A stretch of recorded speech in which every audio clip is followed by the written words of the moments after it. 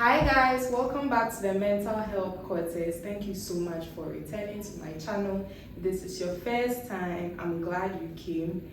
Kindly like this video, share and subscribe so that you can continue to see the amazing videos I have in store. And please make sure that you hit the bell button so that next time my video comes out, you'll be one of the first people to be notified. So please stay and watch till the end because it's going to be so worth your time and your data. Stay tuned. So today I have brought my friend and colleague Elisa, Efia Beauty, to share her lived experience with visual impairments with us. But I'll let her introduce herself officially to you guys. Okay, so Elisa. Hi, so I'm called Miss Elisa Efia Matey. On TikTok, I'm called Efia Beauty. I'm popularly known as Efia Beauty. I'm a person with visual impairment. I went to the University of Ghana and I was in Legon Hall. In fact, I studied social work and I'm passionate of the welfare of women and children. Okay, yeah, welcome to the channel. Thank you. So I want to let you guys in on something. I actually met Efia at a disability hackathon last year, December. And during the hackathon, we were there for about, was it 3 or 4 days? Yeah, 3 days. 3 days. I was just looking at she and her friend Princess. I said, these two girls, I want to invite them to my channel. But I was shy. I was like, hey, how can I go and ask them? But do you know what God did? He ordained it. I met her in May this year at a training program. And she was part of my cohort, she and Princess. So I knew that, these people, they cannot run away. They'll come here and share their story with us. And both of us have been together in different group works. It's like we enjoy each other's company too. Yeah. So it's always fun being in the same group, working together and all of that. And I would like to find out from you, Efia, what do you love to do for fun? Okay, so I love to read stories, read articles related on issues when it comes to women, children, and persons with disabilities. Okay. I love to do that. Also, I love to watch movies, especially movies that has the storyline of a career woman, abuse, child neglect. I love such movies. I also love them too. I love movies. Yeah. Yes. So if you're, I'm sure maybe some people may be watching and may not know about your disability. Can you tell us what disability you have? Okay, so I have visual impairment, what we popularly known as blindness. So I can't see. At first, I was partially blind, but as time goes on, my eyesight deteriorated, and now I can't see anymore. Okay.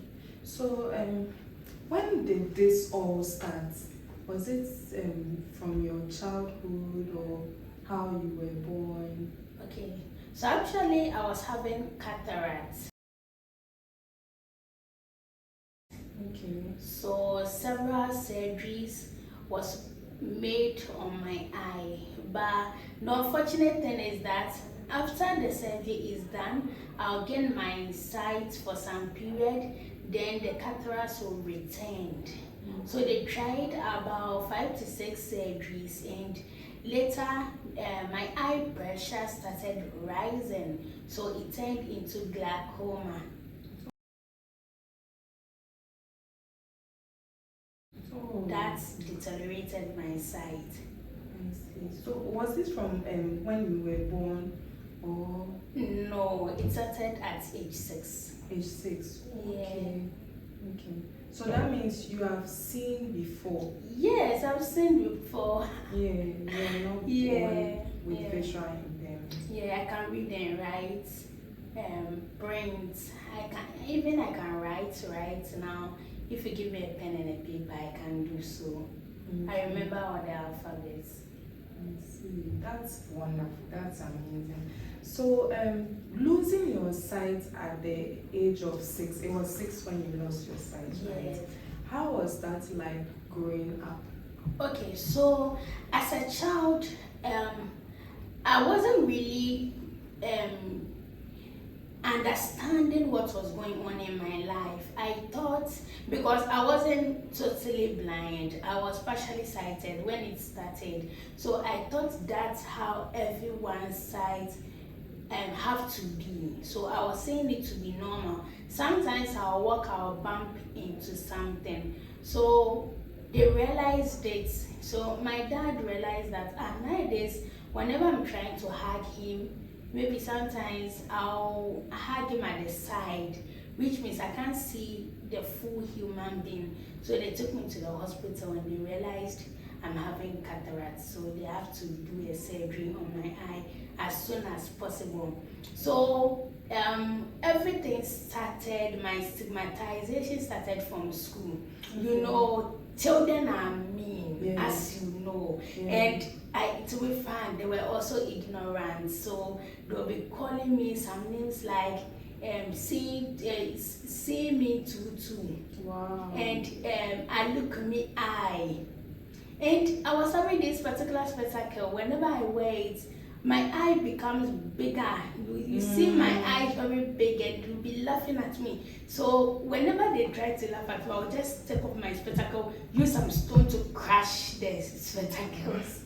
Like the stigma was massive when I was school, from the teachers to the class. The teachers were also the teachers, yes. I was having this one teacher who was very good, Madam Ruby.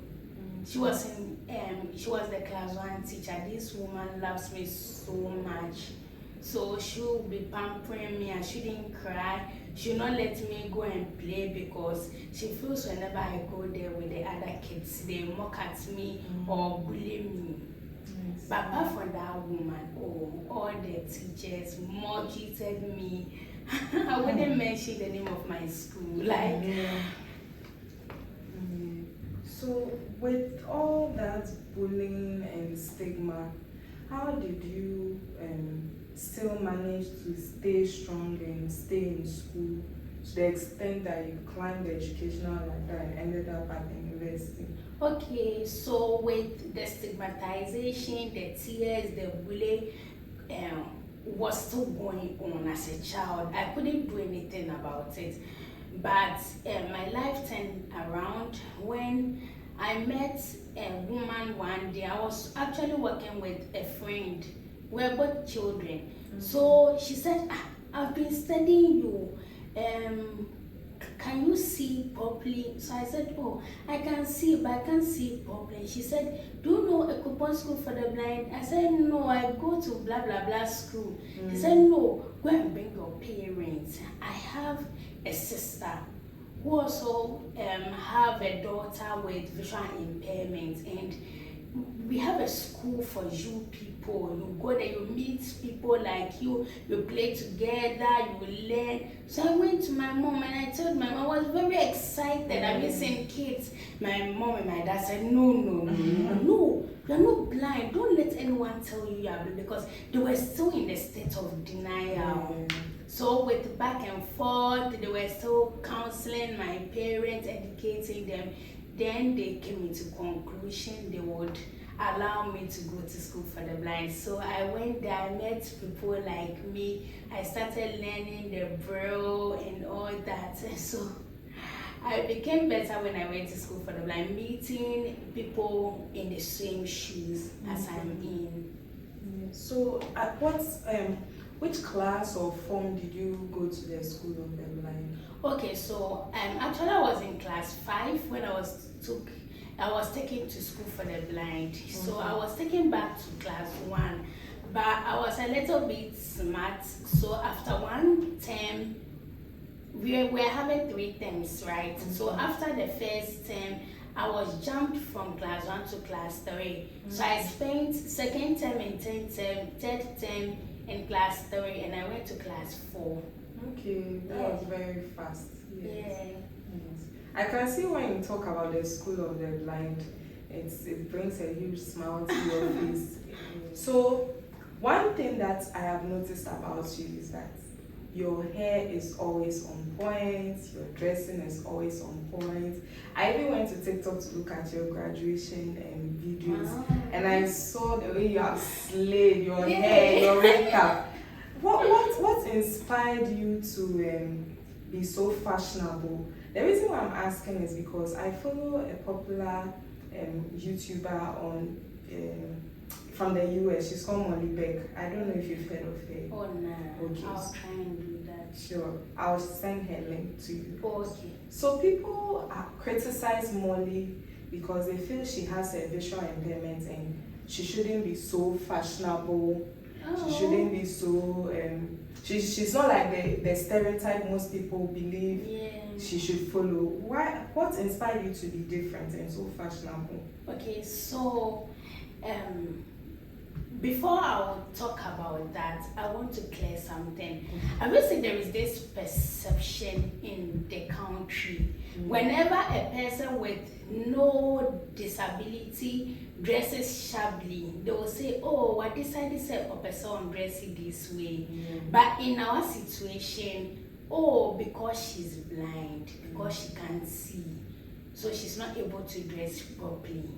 So that inspired me to start slaying. And also my mom can really slay. People who know me can testify, like she can dress. So like, by the way I was raised that way, and also I'm beautiful, so I have to enhance my body.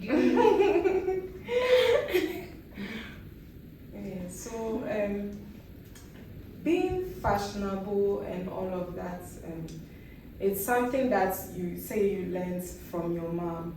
And so what do you have to say about people who look down on people with visual impairment? Because sometimes people feel like, you guys can't see, you can't see, so there's no need to put in effort into whatever you are doing. What are your thoughts on that? Okay, so Ghanaians with visual impairment or blindness, we've only lost our sight.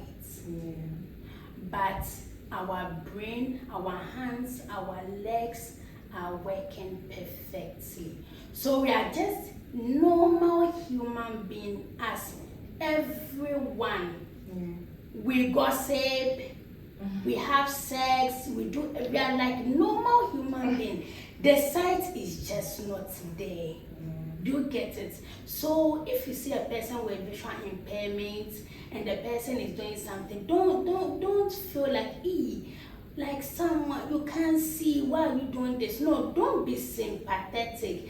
Be empathetic. Be in our shoes. Imagine you are the one in that situation.